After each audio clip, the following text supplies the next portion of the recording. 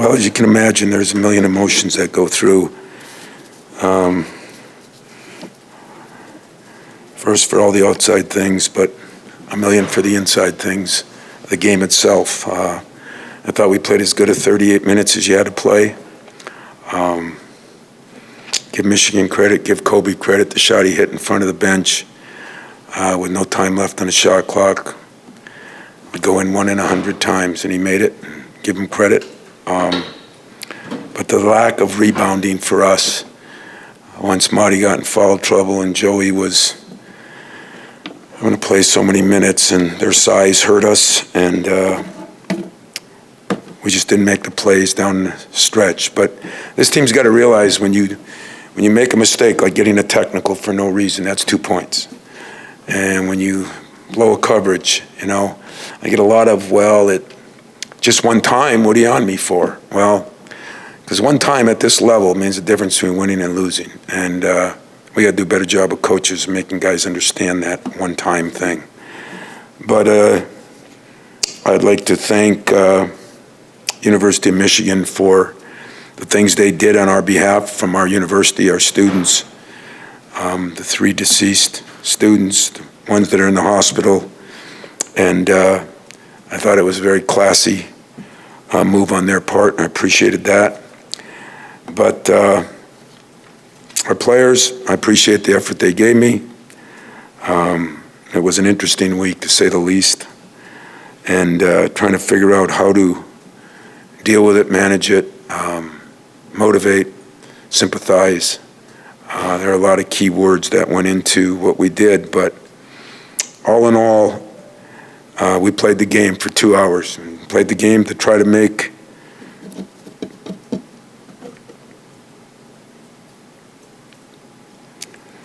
many people back in East Lansing and around the world that are Michigan State alums escape for 2 hours and try to enjoy the moment. And I thought, for the most part, we did our part. They just did it a little better, and we did not play a very good last 2 minutes. With that said, I'll open it up for questions. You said Thursday that the first practice back Wednesday was pretty tough. Was that something, as you got going and as you got into a routine, did it get easier, or was that always just kind of sitting at the back of your heads? That's the unique part about it. What we tried to do is spend a lot of time figuring out how to handle a situation that there was no blueprint for, no book, no Heathcote help. And you know what? I thought we all at our university, I thought our mental health people, I thought our student athletes all did their part. Wednesdays sucked. Thursdays was better, and Fridays was pretty good practice. I mean, but that could happen on a normal week. So there's no excuses for what we did in the last 2 minutes, and that's what I got to live with. What I asked of them is to give everybody something to be proud of, and I thought for the most part we did that. Tom, as the week unfolded, you didn't know how it would be on the court when the game arrived. You didn't know which way it would go. The competition, did you get lost in the competition? Was that the good part about it, that it really was regular competition again? Well, if you're, I think you're asking it, and I'll just answer it the way I think you're asking it. I think with every tragedy, and I've unfortunately been through too many things here in the last 5-6 years. In fact, going back to 9/11, I think getting back to normalcy the best you can shouldn't be taken as an insult for the people that, I felt it hard to give a Newt Rockne speech because I was thinking, what would I do as a parent? Would I feel good? So that was difficult, but just like I believe I'm a weirdo. I believe we should have gone back to work after COVID. I believe we should get back to school Monday. I realize there's going to be problems and people are going to have to deal with things, but I don't know how you learn to deal with things if you never go through them. And so I think it's very important that normalcy regains itself, and yet don't forget what happened. That would be an insult to the victims. Don't forget it. Try to do better. But unfortunately, the sad part of life is it does move on. And so I'm hoping that our university heals, but I'm hoping that the way to heal is get everybody back together, not keep everybody separated. We've been separated enough for 2 years of COVID and Twitter and all the crap that we got to go through. So I think getting everybody back together is good. Getting my team back together was good. I do think we got the competition helped. You know, a win would have helped more because it was right there, a minute 57 left, and he hits a Hail Mary, you know, and we didn't respond from there. So the final score was not indicative of the game, but they deserved to win the game because they did it fair and square, and I respect that. What did you think of the start, given the week that was, the pregame emotions? Did you guys start 7 for 8 and that's some of the... Yeah, we shot it well, but the turnovers, you know, that was where we gave them 2 turnovers, and I think it was, I mean, give McDaniel's credit, but he had 2 layups and a 3. We just didn't guard, and that was the first thing Tyson said. I did a poor job at the start, but yeah, we were good enough offensively. We weren't very good defensively in the turnovers, and but really what beat us was the rebounding. You know, we very seldom get out rebounded like that. But when they went with the 2 bigs, we didn't take advantage of it on the other end enough, and we let them dominate us down there, in all honesty.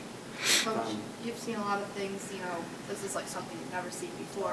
How do you support your guys and maybe go a little easier on them heading into tonight's game, but also encourage them to play their best against Michigan? I must have called 20 coaches and a few of our medical people, and I made it damn clear at pregame meal that I'm not changing how I coach you tonight unless you tell me that you can't handle it. And I don't think a couple guys handled everything real well, but I don't think I changed much tonight. The problem is what we had to do for the 3 days coming into it. Yeah, it's hard to be a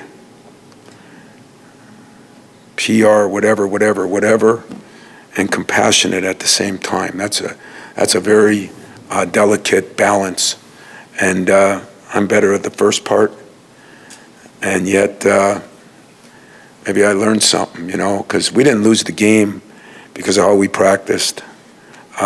We made a couple mistakes that you don't get to make in big games, and we have to live with that. We have to home up to that. But the focus, I asked for 40 minutes of focus. I got 38, and I feel pretty honored about that. You know, I'm proud of the guys because I don't know how they felt. I know how I felt. I know the beginning, the national anthem, the tribute. As a parent, you look at it a little differently as a coach, and I had to try to do both. And but I have no problem with how I handled it.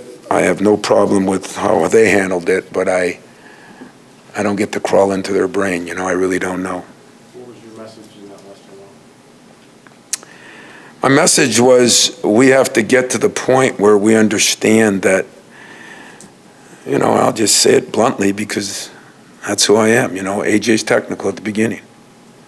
It was very undisciplined and very ridiculous and very warranted and for no reason. And it's just one little thing. And, you know, probably some of you have written that about me over the years, you know, why does he blow up on this or why is he, well, that's 2 points. You know, and there was a couple of missed opportunities that were just not good. And I'm sure they made some too. But you're on the road, you're going through the week you did, you don't get to have those kind of mistakes. I thought AJ played one of his best games. He made some great plays. He did some good things defensively. it's just, you look for perfection, and that's what happens when you try to beat a good team on the road, and they're a good team, and they're like us. I think they can beat anybody in this league, and I think anybody in this league can beat us and them. That's kind of the way it's been. Tom, too, feels like there's times in games where you have a chance to really pull away. I think there was one early in midway through the first half, and then late you go up 6, and you give up a 3 and a 3-point play. Just those moments where... Yeah, I think we were up 8, and we took 2 bad shots and a turnover, And, those things are the difference between winning and losing. And some of it is I will say one thing that was a problem for us tonight when we got in foul trouble. We haven't been playing Malik at the 4 much in practice because we haven't been able to practice him the whole time. And we were trapping, which I thought we did a hell of a job of when it was Joey and Marty. But then all of a sudden, we put Malik into a position he hasn't worked on much. And that's not his fault. That's our fault, I guess. And so they got a couple, what's his name, hit that big 3, Baker. And it was because Joey hadn't gone yet, which he wasn't supposed to, but Malik thought he did and cracked down, and we left him wide open. So those are things that are going to happen in a game, but it's just disappointing to play that hard and play that well and have those couple little runs, couple little mistakes. But Judd would say that's basketball. Tom, would you say that AJ's technical foul, maybe just a lack of not bottling up the emotions? Oh, AJ's a Philadelphia kid, and he's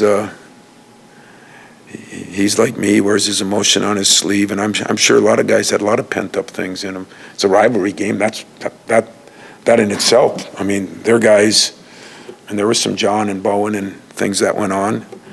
But to make a good play and then say something to the bench,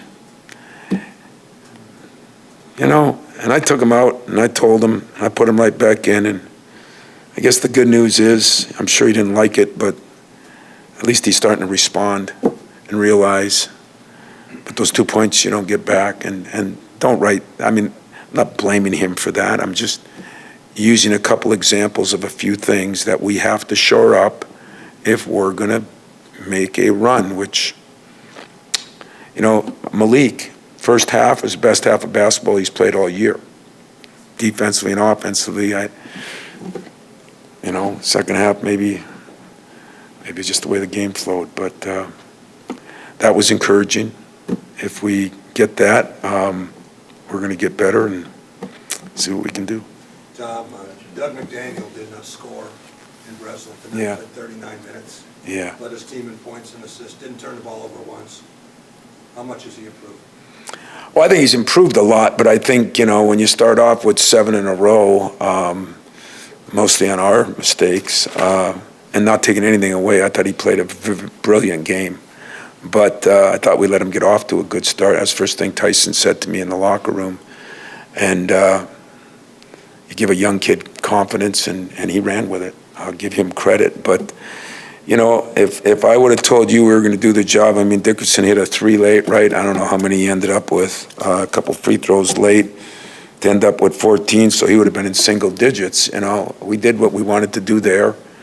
Most of the game plan was followed very well. We just didn't come up with a couple of loose rebounds. And give Reed credit, too. He made some big plays and 3-point plays, and that was the difference. Got time for 2 more? Reed and Dickinson, especially down the stretch. Something, did anything change, or was it just, that was at one point you had, is that where you had the league on Yeah, a lot changed. We had Marty and Joey in foul trouble, and then we had Marty foul out, and then we had Malik having to play, and Joey. That was our inside. We can go small ball against smaller guys, but it's hard to go small ball against the biggest lineup. That's the biggest lineup in the Big Ten if they play them both together. So the combination of things and when to double and what to do hurt us, and there was a lack of practice on that I have to take responsibility for. and will. But that's what changed it at the end. Tom, once the game got going, got past the pregame, did it feel like the rivalry game again? Did the eagerness of the competition and everything else? You know, I'm sure it did. I just, you know, when you got a lead and you're winning and you want it to be a storybook ending, you know? You want it to be like, you know, where's the Disney director that's going to, you know, Hoosiers or Rocky, you know, somebody's supposed to pop out of the crowd and say this is the way it's supposed to happen. So I don't know if I thought of the rivalry. I just thought of how my team was playing, and I mean the rivalry is always the rivalry for me. It had a different tone to it tonight a little bit, but I think what you said earlier was the truth. Once the game got going, I think I felt like it was the same old Michigan State rivalry that I've been part of for 40 years. We had one final one in the back. Tom, your players were tasked with maybe the hardest thing that any of us have had to go through this and to do, and that's get back to normal sooner than really anybody and kind of be a rallying cry for the community.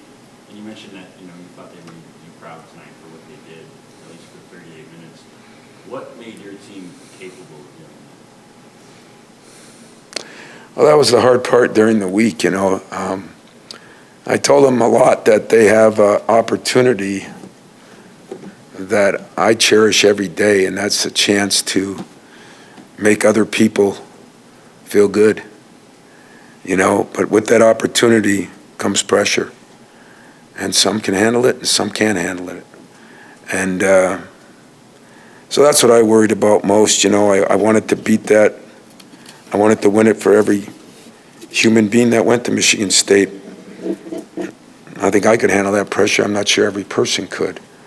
So I don't know, you know, we did the best we could do. The game was not lost because of what happened. What happened is still a tragedy. And if we forget about it, we're making a mistake. And if we don't do everything we can do to stop the crap that's going on around our country, then shame on all of us. But the game was won because Michigan made more plays down the stretch than we did, and mostly in the rebounding area. And so we're going to have to live with that, you know. So those mistakes at the beginning, or a technical, or this or that, if you win the game, you know, nobody talks about it, especially the coach. Not out to the public. Privately, I would.